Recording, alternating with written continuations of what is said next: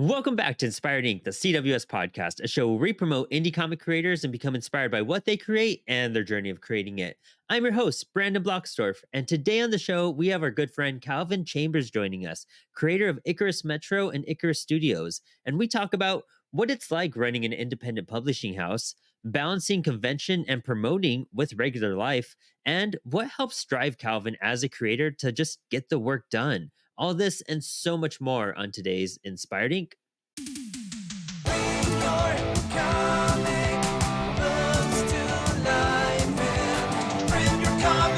Comix Wellspring. That like you really do go pretty hard on your conventions and how you table too. I'm gonna slow down on that. I feel you. Yeah, it's a lot. I'm definitely gonna slow down on that next year. There's only gonna be few because there's a lot of other things that I want to do in life. I'm pretty young. I'm a pretty young guy. You know what I mean? I still want to travel the world. Yeah. I feel like that also brings out inspiration for stories. Yes. You know, if you're constantly working, because even though it's fun, tabling is fun, there's still a work component to it, you know? And if you're doing that constantly, you're not getting that experience to kind of write a new story about. You know, I'm not going to write a story about a guy tabling at a Comic-Con. You know what I mean? I want to write a story about a person, you know, overseas or a person, you know, doing a certain activity. So I am going to limit myself. This year so far, I got one more left. I did about, actually, I was doing one last night, but I want to say about almost 17 different events this year already. So much, yeah. And it's a lot. It's a lot. You know what I mean? But the thing is, in order to put yourself out there, and I'm gonna be honest with you, self-publishing your own book and putting it out there, opposed to trying to pitch your book and get it made that way, is a lot harder. I feel you. What makes you feel like it's like in your instance? What makes it feel like it's a lot harder than pitching to a publisher? Well, you're responsible for everything. You're responsible for the business side. You're responsible for the finance side. You're responsible for the marketing. You're responsible for the creating. You're responsible for production. You know? Yep. Unless you went into it with people who are like-minded, wanting to do the same thing that you did, and everybody has their own book, and, you know, one person plays a part, like plays a specific role within like the overall house of comics, it's difficult kind of doing all that and working a 9 to 5 and working out, having a relationship,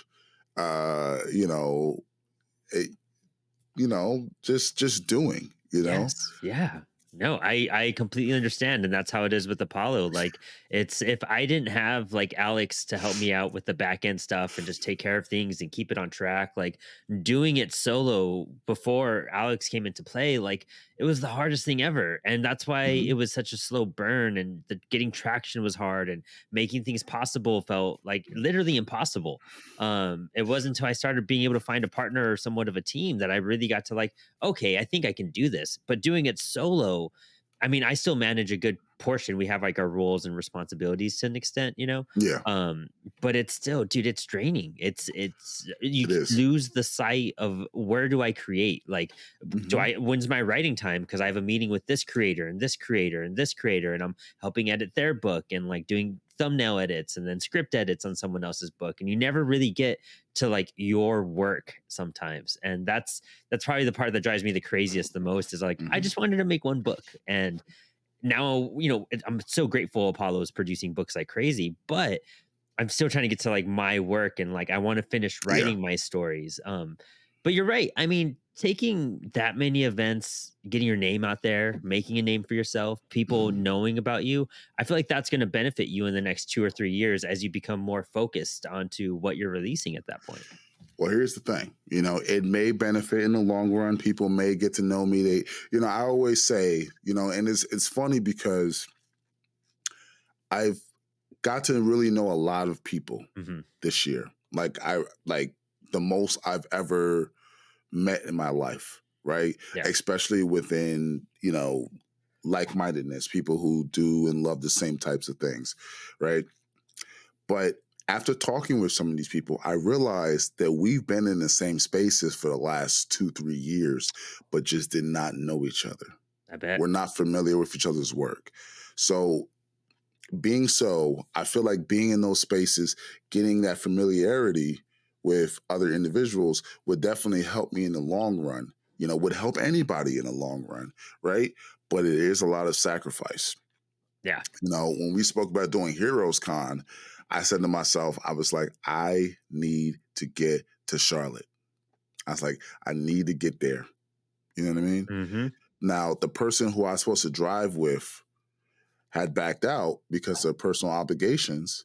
So I made that 10-hour drive by myself, and I drove all the way down there. I stayed there. Yeah. The whole weekend, I would definitely say that I got maybe about it because, it's nonstop work. It's Mm-hmm. networking, it's talking, it's getting to know people, maybe about 4 hours of sleep every night. Yeah. That's You the way know? they go. Yep. Yeah, Mm-hmm. 4 hours sleep every night. Then I had to drive back immediately for work. I had left early, got to drive back for work. So there's a toll and there's a fatigue that comes out with marketing, Mm-hmm. which I feel like is the biggest part about making your own book, right? Yeah. Because I feel like during the pandemic, it was easier to market online, but now it requires, your presence in both places. You have to be at the flea markets, you have to be at the pop-up shops, Yeah. you have to talk to the schools, you have to talk to, you have to go to the conventions, Yep. and if you have enough people to work with, you have to do a panel. You have to let people know that, hey, this might exist here. I have a friend locally. He does an open mic series, right? And I remember when he first started, and he kept at it. Month after month, one open mic a month. Started out with like maybe 5-10 people. And then when I got involved and started going, it was about maybe 12, 13 people for the Nice. open mics. Now there's 40 plus people every event. After sticking with that, Sick. you know Yep. what I mean? And the only difference is a year. Yeah. It So can happen that yeah, fast, which is wild. You know what I mean? And yeah, it's crazy to think that, especially when you're in the mindset of like, okay, I'm catering to a small audience and it's my hmm small group of people. But when it grows, you kind of get overwhelmed at that growth as well. Like you have hmm to kind of structure yourself to be able to handle that impact of like, okay, more people are interested, more people are coming this way. Is like my hmm efforts are paying off, but when they pay off too quickly, it's also like a scary moment of how yeah. do I rebalance this and how do I keep up and meet their expectations and also like keep on doing what I'm trying to do. Um, Part of that slow burn type of thing, it works. So Apollo's been around for 6 years. We've had the most Mhm, success ever in the last, year, pretty much year and a half since we started mhm, putting out comics. And every single time we do something, the success behind it kind of throws us off because we're still wanting to cater to these 5 or 10 people that were part of the podcast. And now we have this whole new audience and we're still trying to like everyone thinks we're bigger than we are and it trips us out mhm, because we're not really there yet. We're still, we're still in the trenches. We're still at the very bottom trying to like at least navigate and understand things like finances and business. You learn a lot real quick. Do you run any issues like that? Like what are some of the bumps that you've had to learn as you've navigated the business? mm. Well, it's definitely been tough as a one-man show. I definitely agree with you that, there are times, I mean, there's been a lot of times where I felt like I wasn't ready Hmm. for certain things, right? For certain opportunities. And that also includes certain conventions, because of the people that may be at the conventions, taking a look at, your work and stuff like that. Hmm. Um and I always feel prepared at yeah, conventions. You learn once yeah. you get there. You're like, I hmm should have done these 4 things. How do I forget that or and, not think of and that? and not even that. The hardest part is getting feedback, Mm, because you value certain things a certain way because it's something that you put your time and money into creating. You put effort in trying to bring something of substance to a certain audience, right? yeah. Now, if you get feedback that, you could do X, Y, and Z and it'll be a lot better, you take that feedback, but it sometimes it feels like a shot in the heart, Yeah. Yeah. you know? Hmm. Um, So in terms of issues that I face, I definitely hear from people that, see me going to conventions, going different things, popping up in different places. And, I get the impression, I guess I give the impression that I'm a lot bigger than I am, but I am a one person show right now, Yeah, I thought you had a Now team too, which was like I would, mind blowing, you know? I have people that help me with conventions. Okay. I have friends that they want to go to a convention. They love the thrill of it. One of my other friends, he helps me out a lot. And he did we did a soundtrack to my Ani Hunter book, Nice. and he mainly produced the soundtrack, and because that's what he loves, that's what he does. Mm-hmm. You know, um, so like that is that's a friend who's focused in that aspect. Would I love to have a team? Hey, if whoever's listening to this, if you want to make some comics, let's do it. Because I wouldn't I have a lot of stories that, of course, like the business side takes up most of my time. Yeah. Right. And I have a lot of stories that I would love to develop or even pass off to someone to write. I don't have no problem with that, honestly, because I want to make an impact. There was one instance, one of my earlier cons in 2021, where I went and sold my Icarus Metro 1 book to some girls in Atlantic City. They came by, they were in cosplay. It was a con called Poochie Con. And they each bought a book. And the second day of the convention came around, and I saw them, walk by. And, when they take a glance over at your booth, and they look for a little bit longer than usual, you're like, oh, hey, this is XYZ book. And, they all said, we bought your book yesterday. It's amazing. I connect so well with the character, this, that. And I'm going to be honest with you. At that point, I didn't know if I was doing the right thing. You know what I mean? That almost made me shed a tear. And that book in question was, that was my first book, my Icarus Metro 1 book. Yeah. And I'm going to take this out to CBC, but yeah, my Icarus Metro 1 book. And, after that, I was just like, you know what? Let me put out 2. And this year, finally, I put out 3. Yeah. And the special thing about this book is I wanted it for all audiences, young adults, because that's kind of like what was there for me growing up. I went to the library almost every day reading Gintama, Bleach, Fullmetal Alchemist, Dragon Ball Z, of course. And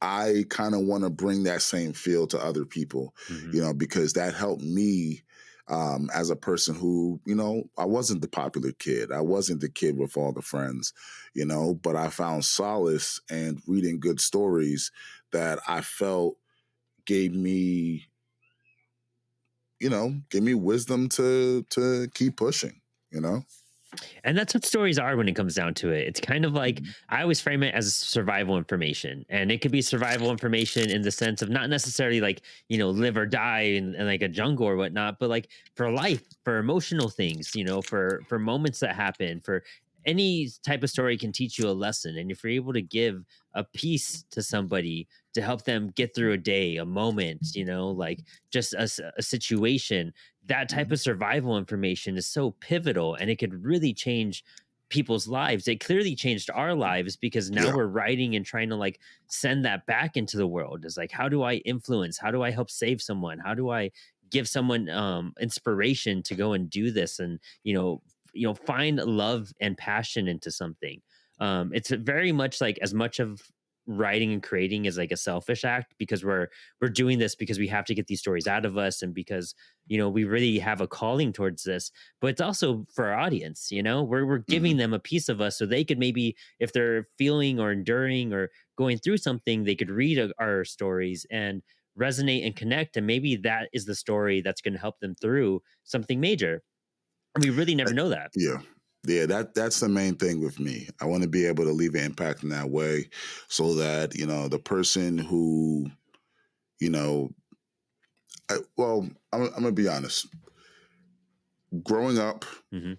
reading comics, at least in my environment, reading comics, watching anime, wearing graphic tees of anime characters, that stuff was not popular. You Right. know what I mean?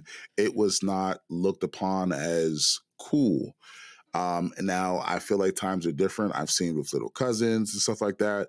I went to my little cousin's 316, and one of the people was wearing cosplay as Gojo Oh, wow. from Jujutsu Kaisen, and Yeah. I was just like, "Huh?"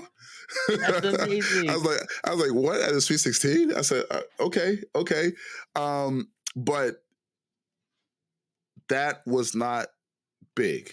You know what I mean? And No. there was a lot of people who had to hide that part of themselves. You know, even though a lot of people liked it, it wasn't socially accepted. You Right. know, so I feel like the people who did express that, the people who Naruto ran. In the schools and stuff like that, they were made fun of. They were bullied. They were, and I kind of want to give them if people are still experiencing something like that, I want to give them, books to read, stories to read, a place for them to escape reality a little bit. Hmm. You know what I mean? And then resonate with a character who may or may not impact them or give them ideas to how to live a better life or how to deal with personal trauma or how to, like give them just a little bit more insight. One of the stories with the biggest impact on me growing up was Full Metal Alchemist. Have Oh, you yeah. are you familiar with Full Yeah. Metal? Okay. Definitely. Okay. Now uh I don't know what that creator was thinking about or what the creator went through, but that story was deep, Yeah. you know. Yeah. That was deep. And the impact that it had on me, I hope to one day have that on someone else. I love that. I love that so much. And I mean, that's I would say that's your definition of success once you hit that point, Yeah. right? Is that what you're going Yeah. for at this moment? I mean, so many people think of success as like money and fame and all this type of stuff when Yeah, I really don't like yeah, none of no. that matters in the long run. You know what I mean? Like if you Yeah. make money off your comics, cool, sweet. That's awesome because it pays for printing, it Yeah. pays for artists, it gives us, a meal to eat at a con. But like the So big impact is mhm. really hitting and resonating with someone. Yeah, that's my goal. I want to be able to resonate with people. I want people to um I want them to read it and um just kind of think about new ways to think about life, right? Um Personally, I don't want to be famous. I can understand You know that. what I mean? Yeah. I don't. There's a lot to that, and I Hmm. just, you know what I mean. I don't. I just want to create good stuff. Yeah. I want to create good works. I want to leave a legacy. I want people to be like, "Oh, I love that." There's a lot of movies and stories and stuff like that that I watch, and I say, "This is my top 10. I love this XYZ." Do I know who created it? I don't know, Yeah. but I know that the work was pretty good. Hmm. You know what I mean? Now, of course, there are people who I because it also sets an expectation, right? Like I know when a Christopher Nolan movie comes out, Right. you know, but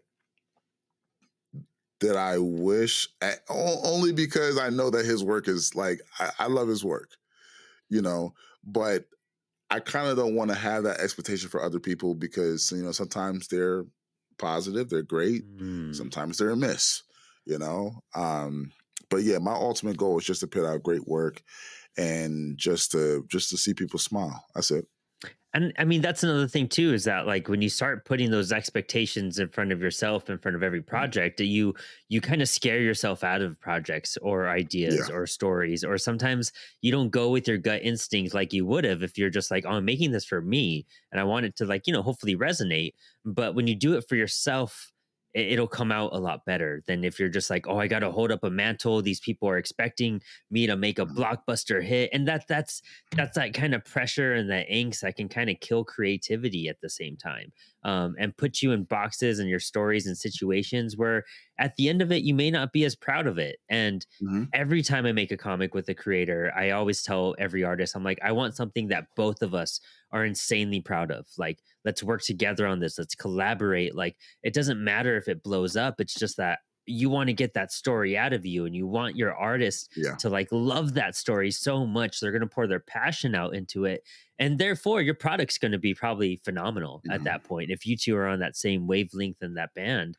But yeah, fame and all that, especially with what we do, and indie Yeah, comics. it's yeah, it's not like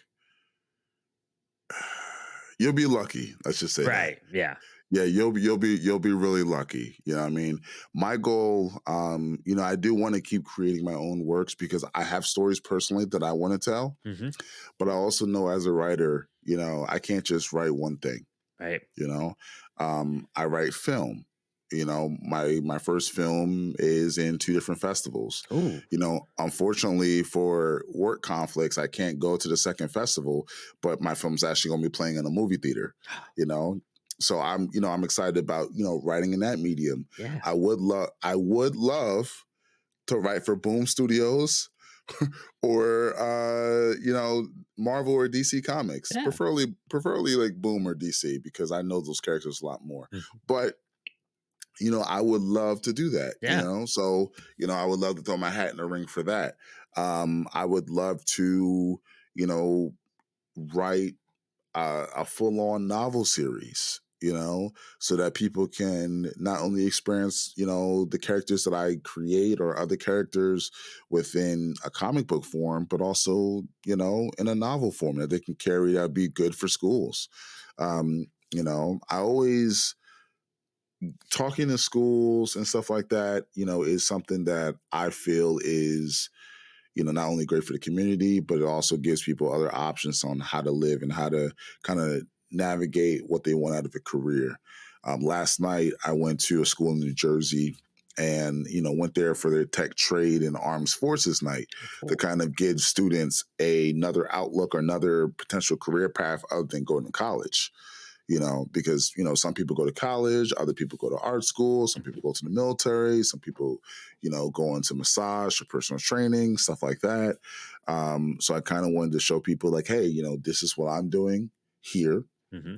This is a potential option. If you're a great artist, you could go into the con circuit. You can make your own books. You can navigate yourself as an author, you know? Hmm. Um, so I kind of want to leave an impact that way, coming from a family of teachers and, you know, doing a lot of community service with my fraternity. It's, you know, something I feel like it's been making an impact.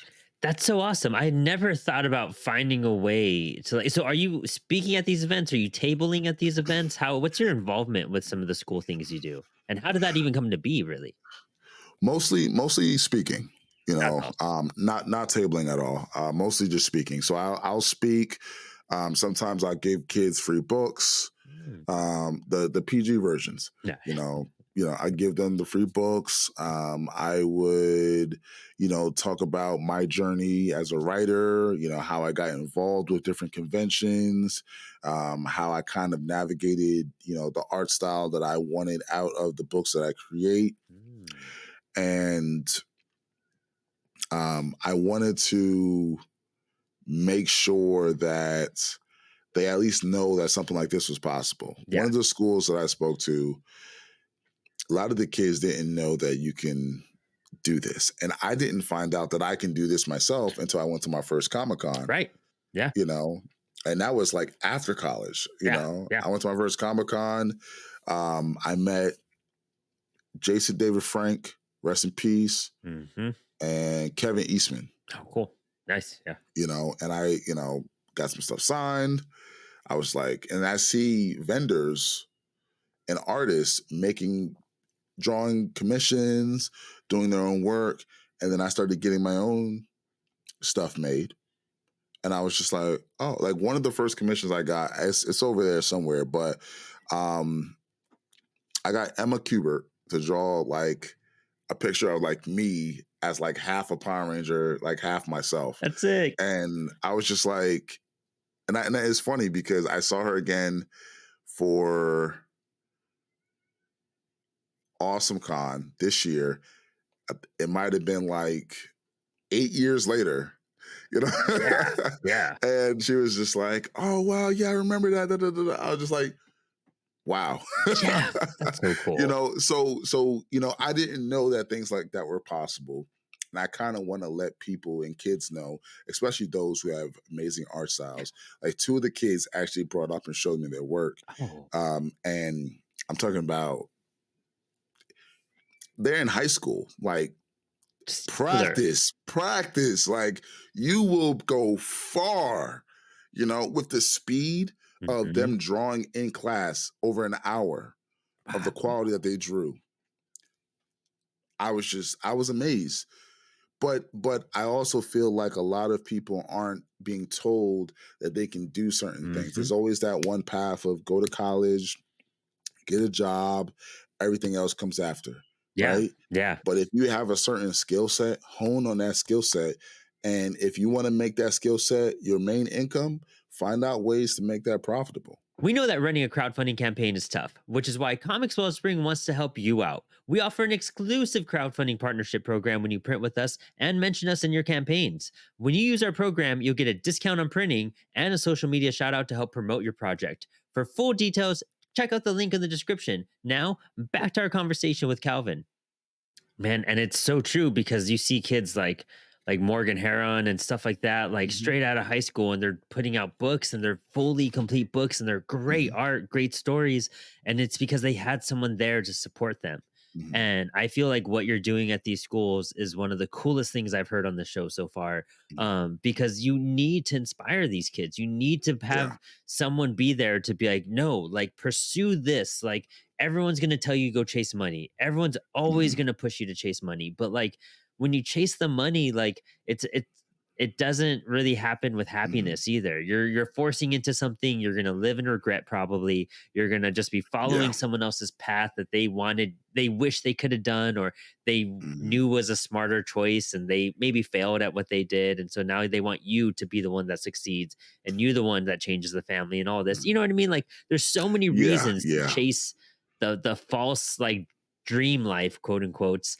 And it's like really the dream life is like finding It's happiness. it's it's what you make it. Yeah. Yeah. Yeah, it's what you make it. You know, me personally, you know, I wish I had a person to tell me, hey, you know, you can do this, this, this. Back when I started writing fan fiction as a Yeah. young kid, That's cool. you know what I mean? Mm-hmm. Um, and I was, you know, I just didn't think that that was possible, you know? Mm-hmm. And I went and I pursued a career in tech. And I was just like, you know what? This is what I'm going to do. But then it's funny, as soon as I get my degree, I went to my first con and I was just like, wait a minute. And then I started doing my career. And then at night, writing books. And the first book I came out with was this book right here, Ooh, you beautiful. know? And it's a short 10-page comic that I made within the same world, reusing the same character. Well, not the same characters, but within the same world, more of like a street level vigilante team. And I just, you know, from there, I was just like, all right, let me make a bigger book. Let me make, you know, Icarus Metro. Let me make, you know, my web comic. Let me make Ani Hunter. And then, you know, there's more to come. I know personally that being a one man team right now, Mm-hmm. potentially having more people just assist in creating these comics, you know, I am going to slow down on the bookmaking because I do want people to know, like, hey, you know, we have this, this, and this out. But then with slowing down, I realized that, you know, I can make more issues or not more issues, bigger books, There you go. Yep. you know. Yeah, you have to take a breather sometimes and you have to kind of reflect and you have to like let yourself build. Taking those baby steps will Mhm. eventually you'll be able to climb mountains after you climb a staircase. You know what I mean? Like you have to get through one aspect. Man, the colors on that are phenomenal too. Gosh, that's so sick. I mean, and like Yeah, creating this is books, once you amazing. get like, you did your 10 pager, did you just like realize like, oh, this is possible? Like, I finally did it. And now, like, you prove to yourself that you can do more. And once you do a little bit more, you realize, oh, that means this can happen and this can happen. Everything seems a bit more possible at that point. Well, it was a little different. So I originally did my 10 pager. Mm-hmm. I printed it with Comix Wellspring.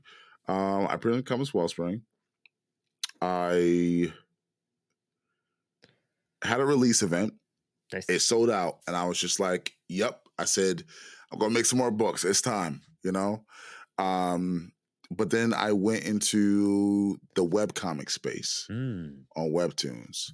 But that was hard to kind of navigate only because I'm not an artist. I can see that. You It's a know, different field, that was different environment, very much yeah, so. yeah. And then I took a couple of years off of creating, kind of just, life happened and doing a couple of different things. And then I came back over the pandemic, 2020, and I said, hey, I'm going to do this again. And I came out with Icarus Metro 1.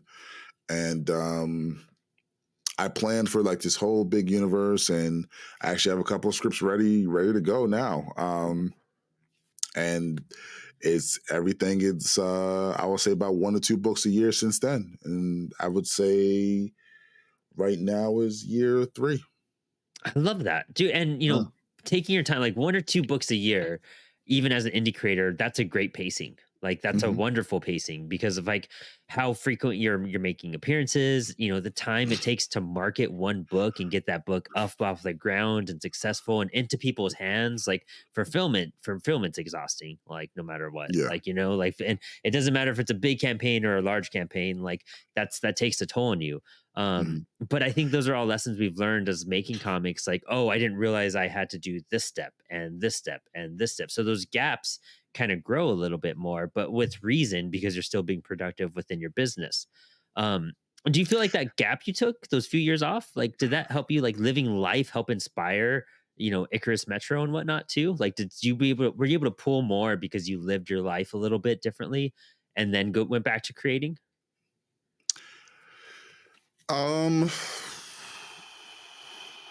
Not necessarily, because I wasn't thinking about it. I wasn't just thinking about like what to make. I didn't necessarily have a plan. That wasn't like a plan thing.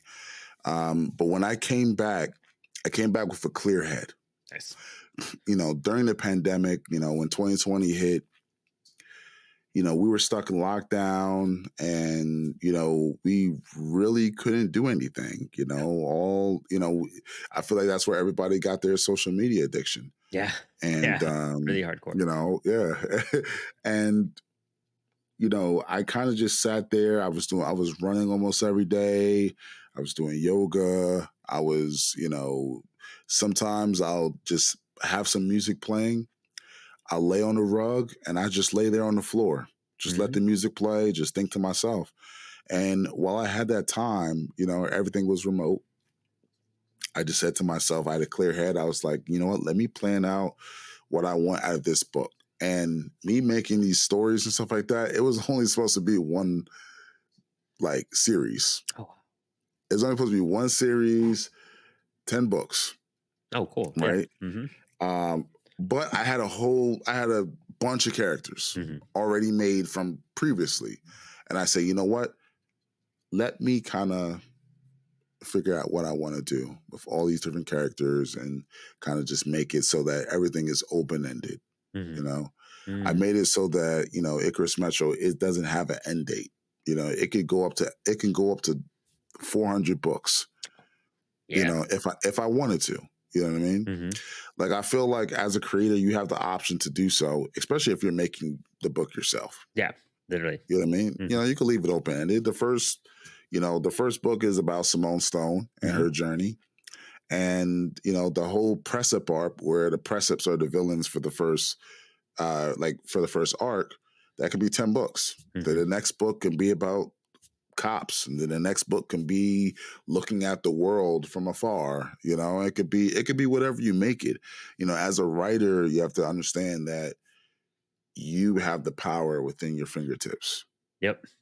Yeah. Just make it happen. And that's like it's the easiest answer, and it's the hardest thing to do too. You know what I mean? It's just getting yourself to focus and get that script done, get those ideas out of your head, or, work with those ideas, play with them, formulate, like see what doesn't work and see what does and how things flow. Um, you know, hearing that you're starting, like, especially you got that big hit of inspiration during COVID. What I've noticed a lot over the past, like, I guess, year or so, and it's crazy. We're like 4, almost 5 years out from that era. You know what I mean? It's Mm-hmm. such a weird thing to kind Yeah. of wrap our heads around still. But I'm seeing a lot of creators, with how we were saying, the world has changed again. Like, it flipped during COVID, it's flipping again as things get readjusted. Mm-hmm. But some creators are faltering off now because they started at COVID, they had their ideas, they began, they had the time and the energy and the ability to make it. But now is like life is switching back to, like, out of remote work, and things are a bit more busier and busier. Like, how has that impacted you as a creator now that things have kind of reshifted? I know we were saying that, things are a bit difficult marketing and showing up at conventions, but what else has really changed for you? And do you feel like there's a giving up point? Do you feel like this is just a new challenge and a new part of your career trying to readapt to this world? It's definitely a new challenge. No matter how much sometimes in my head the responsible adult says to relax until you retire. Yeah. Yeah. Right. Yeah. It does. um, there are a lot of people I feel like now that are, taking notice of me. A lot of friends who are kind of pushing me to keep going. It would definitely say that, the slowdown period has definitely affected me a lot. Hmm. For me to actually just say, hey, wait a minute, you need to slow down. You can't do all the ideas that you have right now. It's a marathon. It's not a sprint, Right. you know? I have the same issue. I know Um, what you mean. yeah. So it's like I have a lot of ideas and a lot of stories that I want to do, but I can't do them all right now. And I realized that, even though I'm like, man, if I do this, this, this, this, I could have like Don't five. forget to take Hold out on, your trash cans. Alexa, I feel you. my best friend. I know how I'm Um, that having goes too. trouble hearing. Alexa, stop. Yeah. That's the person I talk to most in the day. I feel you there too. If it's not that, it's not serious, my cat. So yeah, I Yep. feel you there. um, yeah, it's making me slow down a lot on conventions, because especially when you have to go into work now, for the most part, I can't do what I did this year. Right. You know what I mean? During this year, because I had time off and stuff like that, I was able to um, go to the conventions, which is a lot of times Friday to Sunday. Hmm. But I can't do that. So I have to limit the ones that I want to do, especially when I do want to take a trip to Japan and kind of see what's out there. I do have weddings to go to, Hmm. bachelor parties to go to.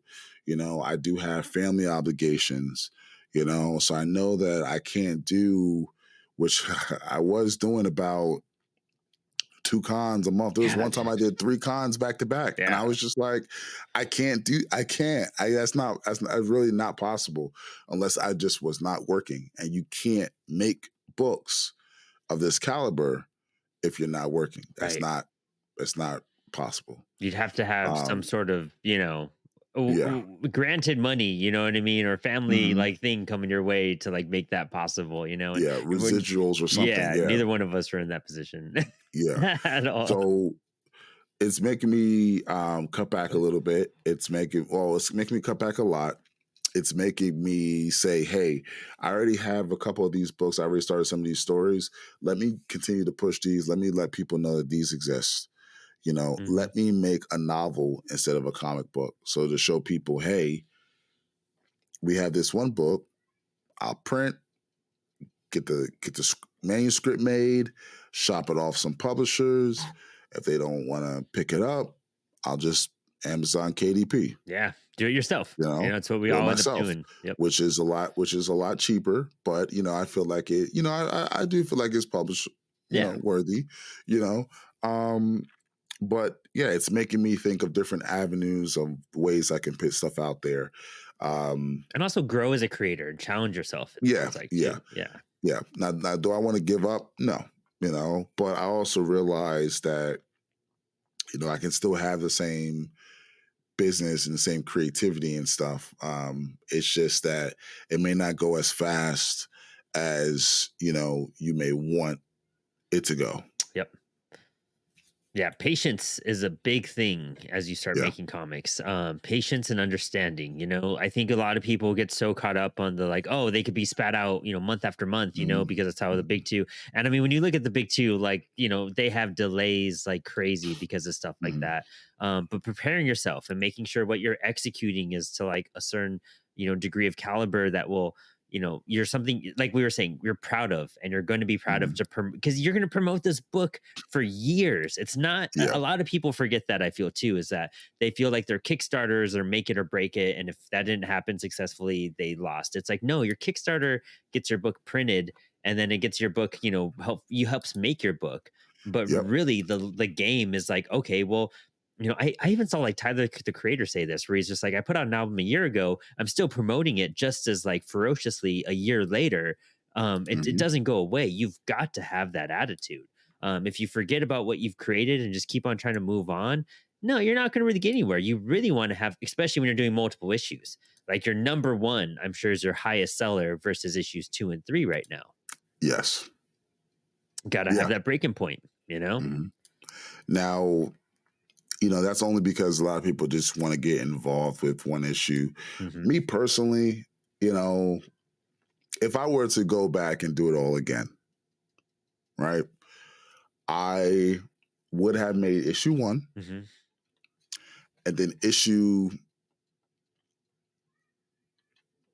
and then I would have made issues, I would have made issues 1 and 2 in one book.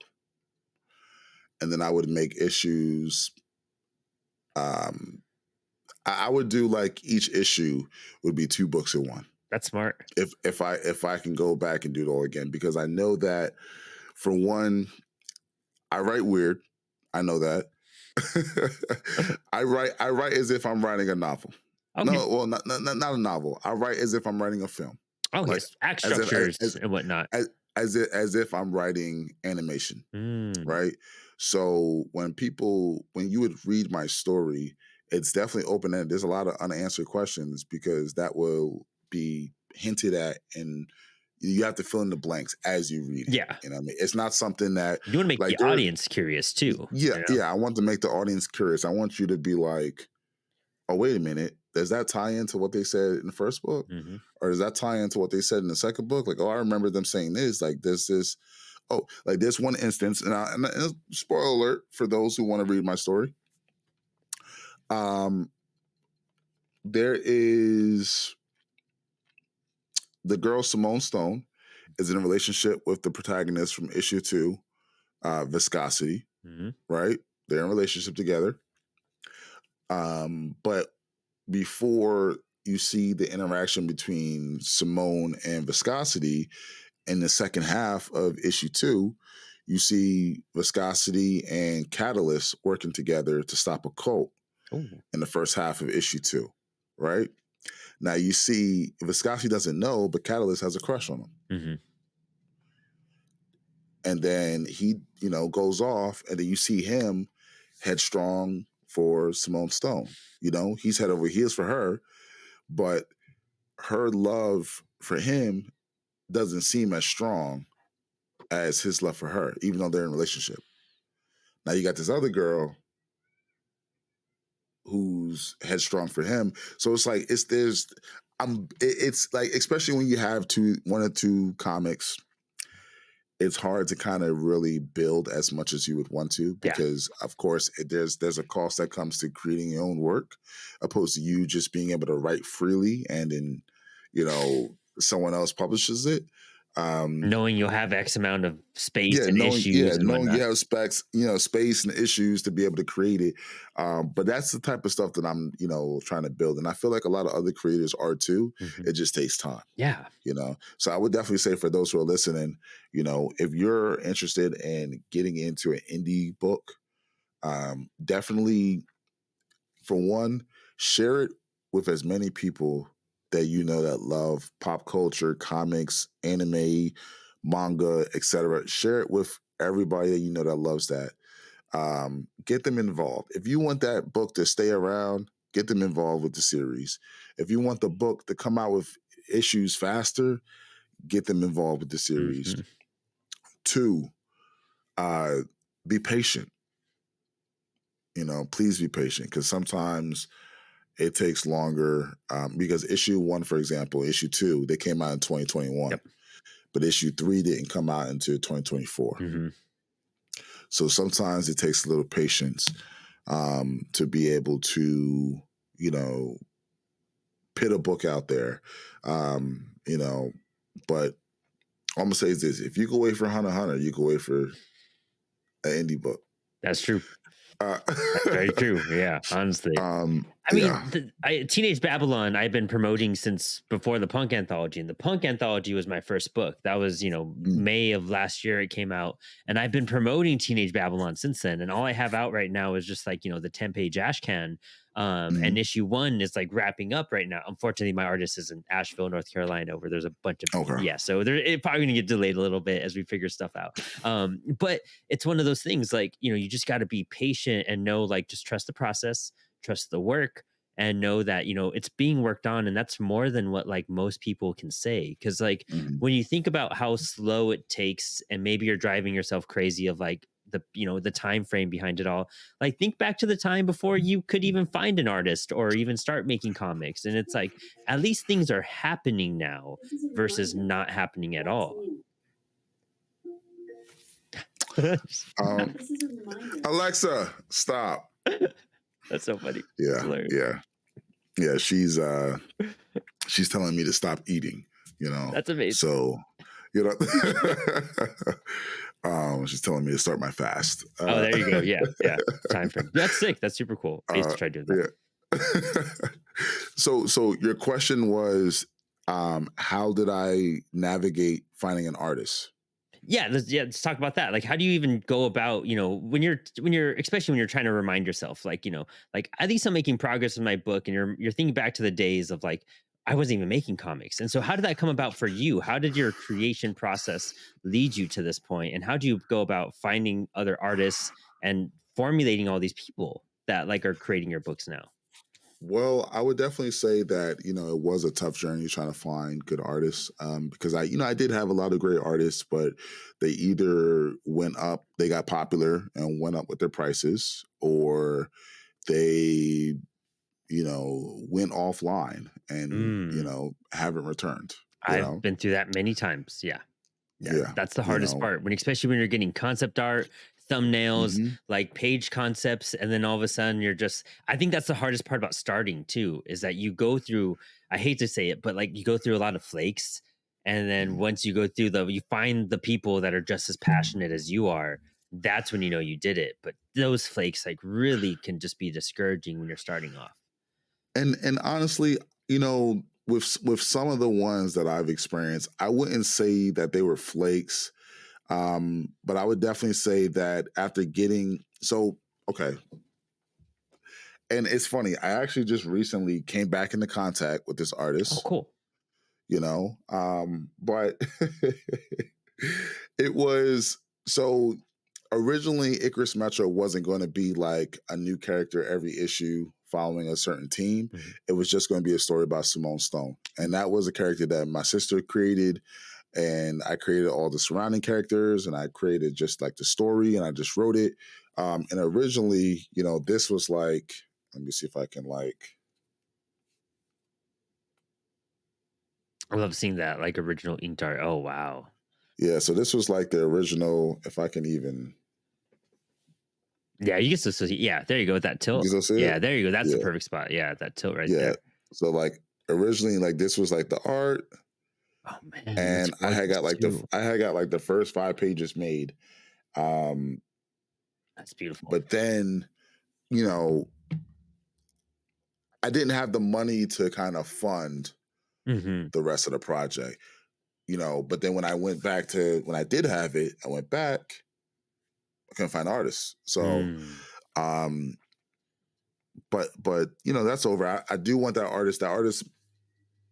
Beautiful stuff. Artwork. That inking amazing. Was solid. Yeah. Like I can't wait until I have to find a good colorist, for his style, but I do feel like, it's been a journey. It's been a lot of trial and error on Fiverr. It's a lot of trial. Well, I feel like I had better success on Upwork. I've met some needles in the haystack on Facebook, Hmm. and I've also met some needles in the haystack on Instagram. Oh, cool. Yeah. You know, so I would definitely say that the people that I've been working with so far right now, they definitely been putting a lot of passion into the projects because they like the projects. And I feel like that's the most important with artists. You have to find an artist that ultimately loves the script, loves the characters, loves the designs. But personally, if I was to give someone advice on where to start, if you're going to actually make a book and you're going to pay for getting a comic developed, Hmm. use Upwork. That way you can set the milestones and you pay them after they complete the work. Oh, that's cool. I didn't know that. That's You really know? interesting, Yeah. actually. Now, if you want to print or you want some character designs, you can go to Instagram. People are doing it on Instagram. You go to Facebook. You can go to Fiverr.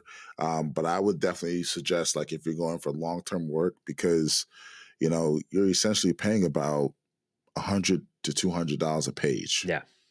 Yeah. You know, Hmm. so under that amount of money for a 24-page book or 32-page book or Stacks up. 100-page book, that's a lot of money. So I would definitely say to go somewhere where you make sure that a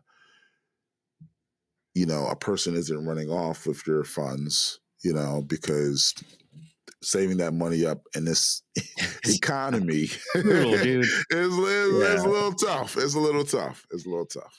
And how do you go about crowdfunding? Like, do you use that for a way to fund your comics and Ooh, whatnot?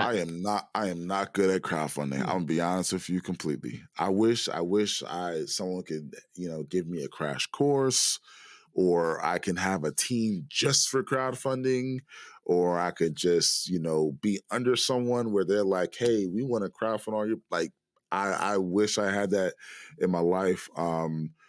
I've only successfully crowdfunded issue ones, Mm. and unfortunately, I would say about 75% of those people are friends and family. Yeah. So it happens sometimes. Yeah. I feel you. And issue 2 and 3s have not been as successful. People love them at conventions. They love to get the bundles, the packages, like 3 books in one, 2 books in one deals.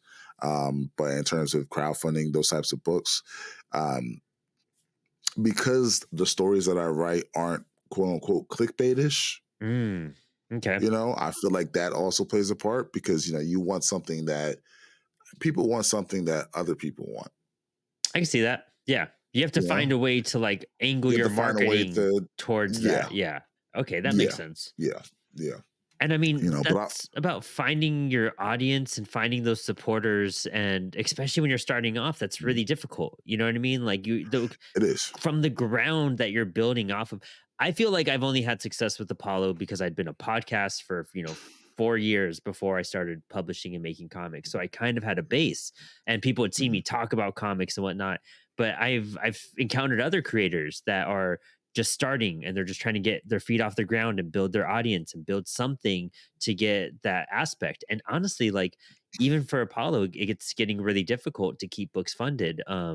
Even with our last It's campaigns, it was a struggle. It was like the biggest struggle we've had. it's yeah, it's difficult, and me, I don't want to seem like I'm begging. You know what I mean? Right. Only because you know if you do that for one book, you know that if people are doing it just because, hey, I want to support you, and they're not really reading the stories, that they're not your audience. Right. They're just someone who enjoys, like who wants to see you succeed.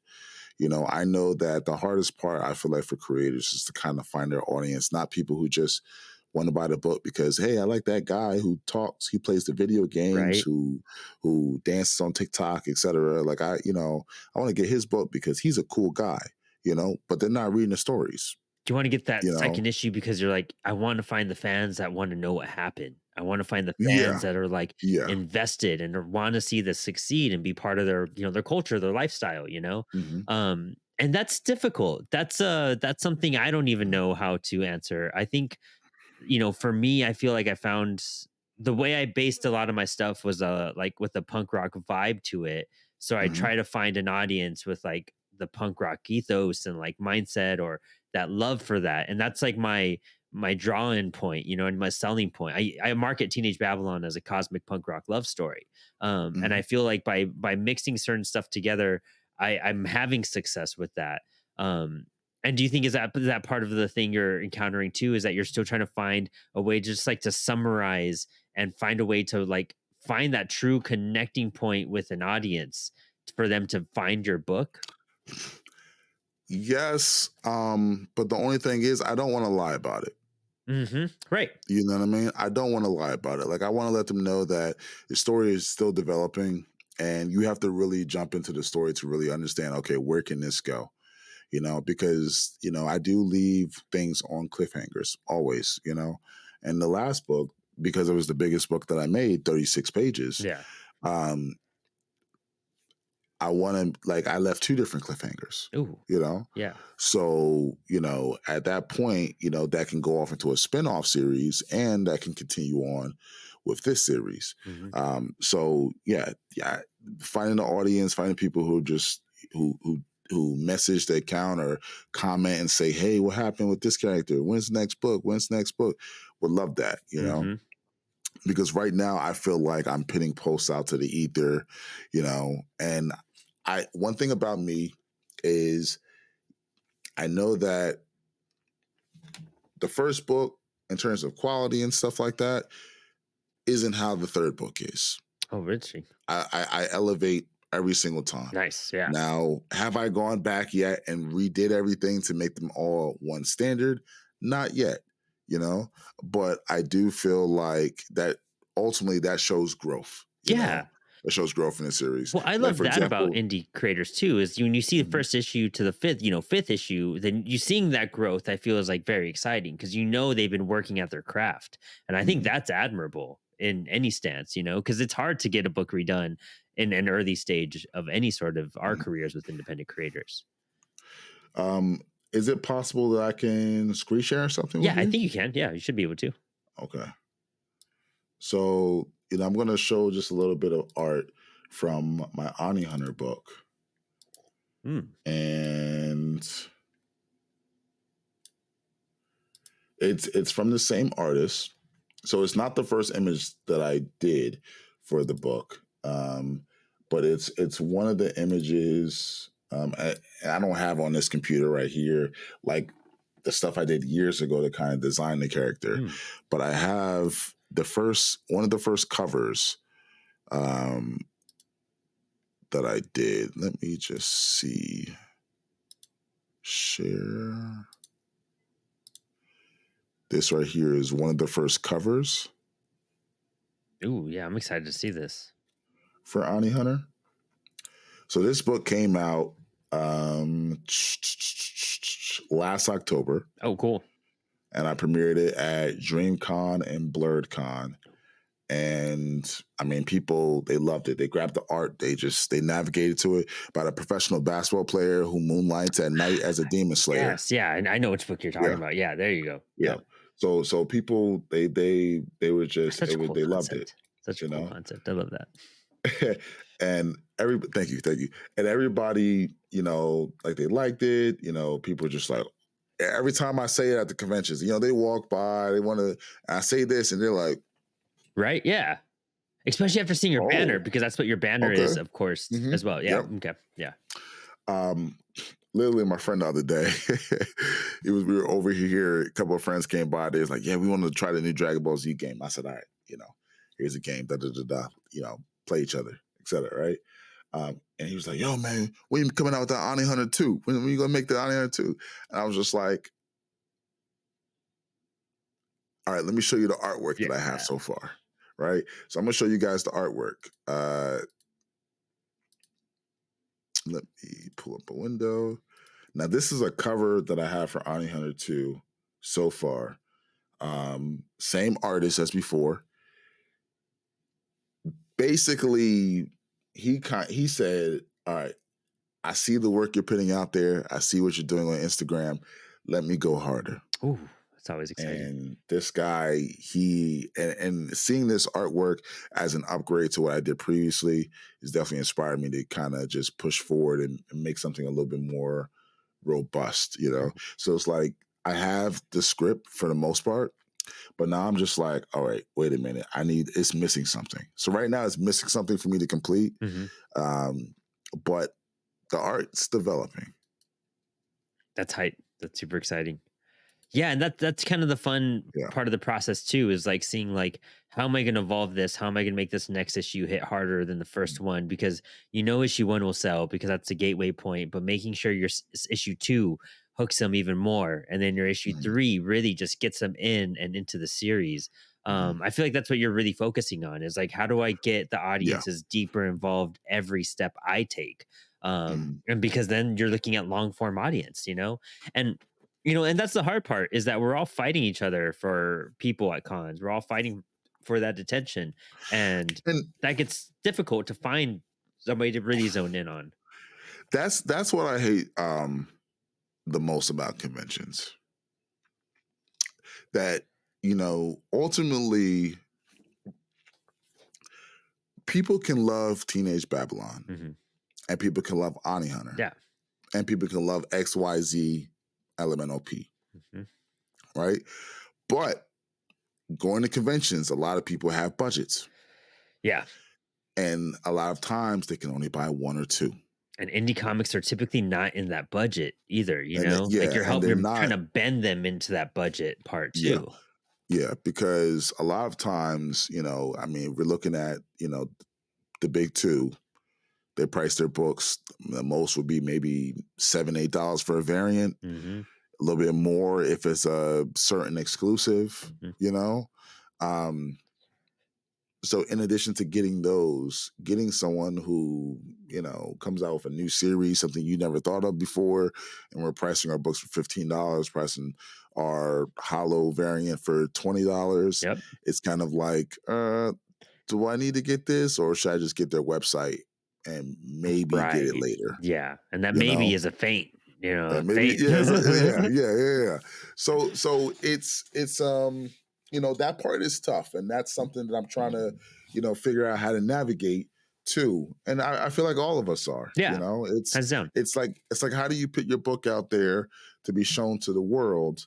When people have a certain budget for entertainment.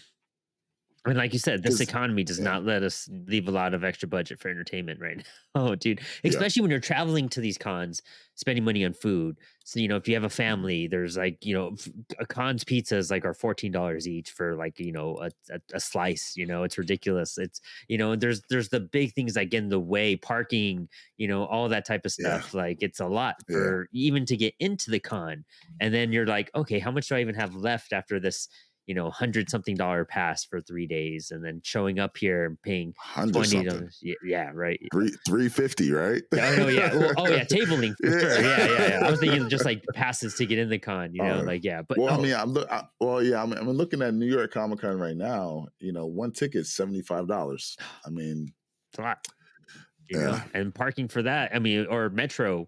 You know what I mean? You're using for that. It adds up. Or if you're visiting, hotel costs at that point too, especially for creators. And people forget that about creators. We're covering the printing of the books, the paying our artists, and then we're paying for our food. We're paying for our banners. We're, loading up for all these, tablecloths and trying to find these elaborate displays. And then we have to cover hotel costs and food and all that. Table costs go up, I feel like, every year somehow, by $25 to $50 per con at some points. Yeah. I feel like, one thing that I had to skip this year, and I'm considering skipping New York Comic Con, and it's not because of like funds or anything like that. It's because I feel like when I go to these different types of conventions, like either New York or Anime NYC or Baltimore Comic Con, like my inspiration goes through the roof. Yeah. My drive goes through the roof. And right now, because I'm trying to navigate, all right, how do I grow as a creator and how do I grow as a self-publisher? I can't just all of a sudden impromptu, like, all right, let me go get 10 pieces of art.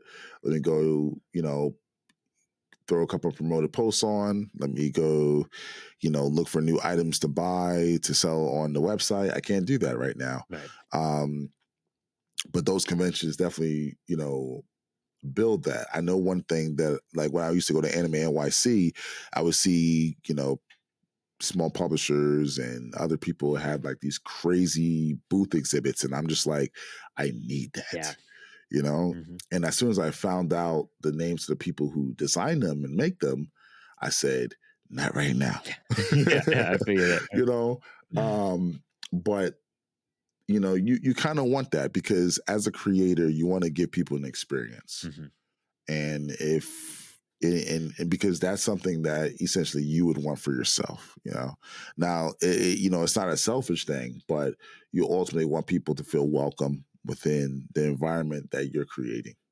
Yeah. No, that's true. You're setting up a pop-up shop to impress them right then and there.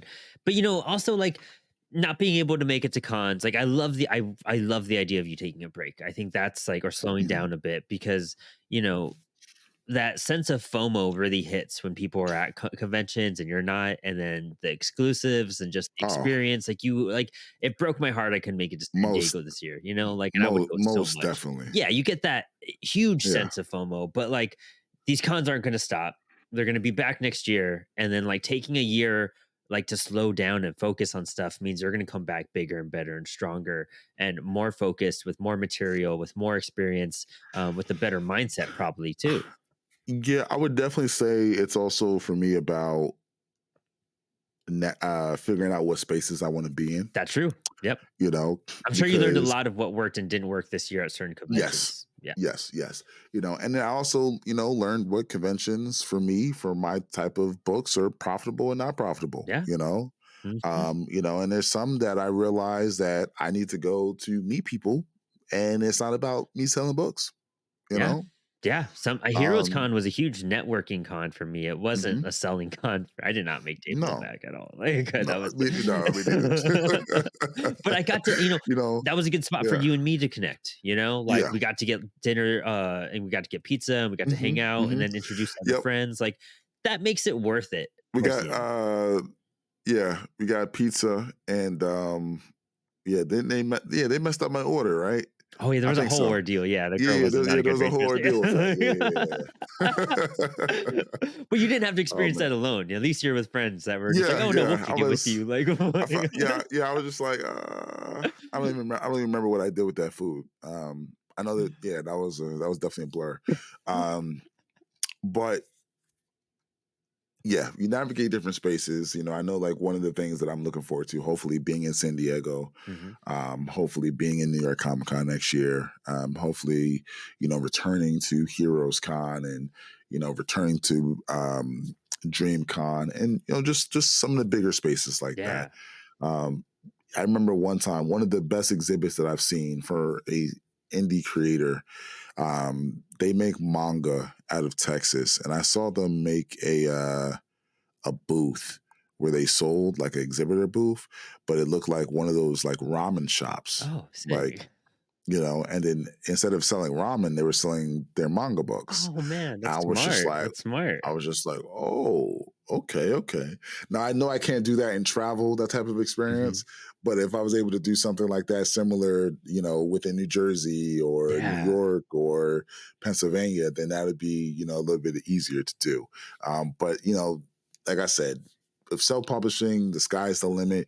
You can do anything you put your mind to. And I feel like with me, the journey's not over. Mm-mm. The journey will be a little slower, but slow and steady wins the race. Yes, 100%. It's all about quality, not quantity in the long run. You know what I Mhm. mean? You want your stuff to be fire, and you want to be proud of everything you do. That's the main Yes. point. You just want to be proud and Mhm. excited for everything you do. And that's the main thing to consider. Like, just take your time, Mhm. breathe. It'll happen. And guess what? Every con will happen next year, probably too. If not better cons that you'll come up, IC3, things like that. Do you find better day cons and festivals? I love your mindset behind it all, dude. Like, I think you're on the right track. I think you're learning lessons, you're pushing yourself, you're Mhm. challenging, you're analyzing, you're taking a step back and reflecting. And that's the best thing you could do as a creator, not only just to create and write stories, but how to manage your business as a creator and how to Yeah. manage like your marketing. It's something very extraordinary, and it's something I feel like our audience needs to hear and be reminded of too. With there's lots of wins, but there's so many like, and we kind of don't call them failures. There's a lot of things we learn along the way that it teaches us for in the future to avoid, to look out for later. And I think that's exactly what you're doing. You're just seeing what's working best for your brand Mhm. so you could grow better. um And I would definitely say, like, this endeavor, and you could probably attest to this too. It's no easy feat. yeah, You know what I mean? Like, especially when it's time to market a new book, it's so you rough. really can't do anything else because you have to think about new ideas. You have to constantly record content. You have to constantly make videos. You got to respond to every post, Yep. every comment. You got to network with different groups. You got to talk to different people. You got to sign up for at least 50 podcasts. Yeah. You know what I mean? Yes. Like, you want to be successful. You want to, fund a Gotta Kickstarter or grind. backer kit Grind. or Zoop or Hmm. whatever. You know what I mean? Like, you need to do that. And that's not something that I've done in the past, but that's something that I will do in the future. You Yeah. know what I mean? And it's crazy because I'm a man who has many talents, many hats and different rings. And I know, but I ultimately know that if I'm going to do something like that, it got to get done. So, like, right now, I'm taking a break. I got one convention next month, but and I'm also doing an event next week. But outside of that, oh, and I'm doing a podcast now. Yeah. Yeah. I saw that too. That's Yeah, exciting. Yeah. yeah. And I just started a podcast. But I'm doing that and kind of taking a break on all, like, the actual out there Hmm. things until January. When January first hits, it's nonstop. You know what I I mean? love It's it. nonstop. It's a nonstop grind. And yeah, can't wait to show everybody what I've been working on. That's exciting. I love it. Calvin, this has been an awesome, a little over an hour time. But it was so worth it just to get more info from you because it's so inspirational and there's so much to take away from this conversation that I just really Mhm. loved and adored. As we sign off and everything, I just want to really thank you for coming on the show and Oh no, talking thank about all you. this. I could talk to you for hours and we know that too. It's why we Mhm. hang out at cons. It's just always a fun time. But for our audience out there, like I'm super excited for you guys to hear this episode because it really does emphasize what the show's about, the struggles and rewards of making Mhm. comics. And that's what we're all here for, to help support and inspire and give this advice. Calvin, do you have any shout outs you want to give or navigate where people can get your materials? Where can we find your books and any other conventions you definitely want to, highlight for next year too? Well, I definitely worked with a lot of people in my time, and a lot of artists, a lot of I worked with some writers, I worked with some colorists, some letterers. I just want to shout everybody who's worked out on the Icarus Metro, the Ani Hunter, the Calibero, the Normals books. I want to shout out my family. Thank you for motivating me. Thank you for pushing me even further. I want to shout out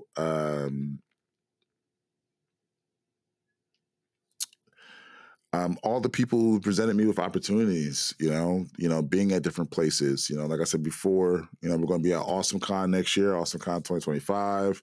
We're going to hopefully be at SetsuCon in IC3.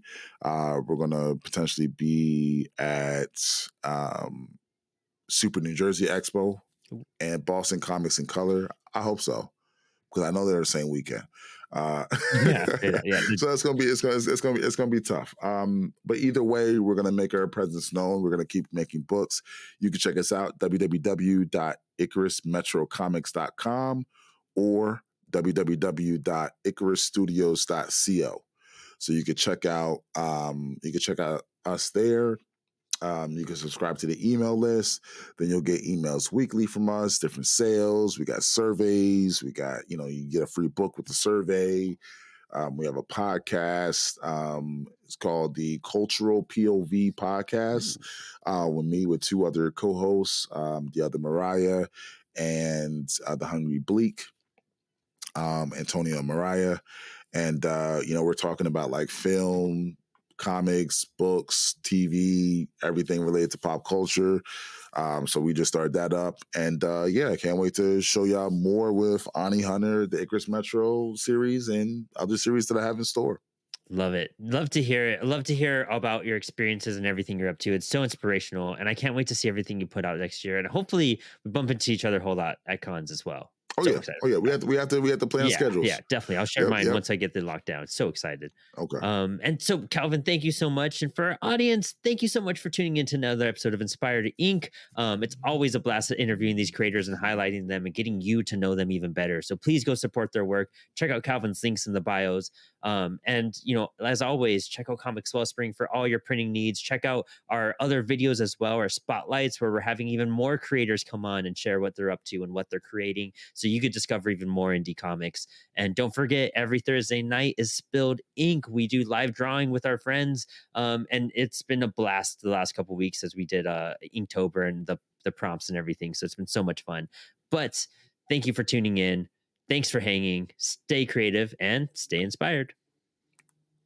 Peace. Thanks so much for tuning into this week's episode of Inspired Inc. featuring Clavin Chambers. If you're a comic creator ready to bring your vision to life, look no further than Comix Wellspring. We're not just printers, we're your partners in creativity. With our exceptional customer service, you'll never feel lost in the process.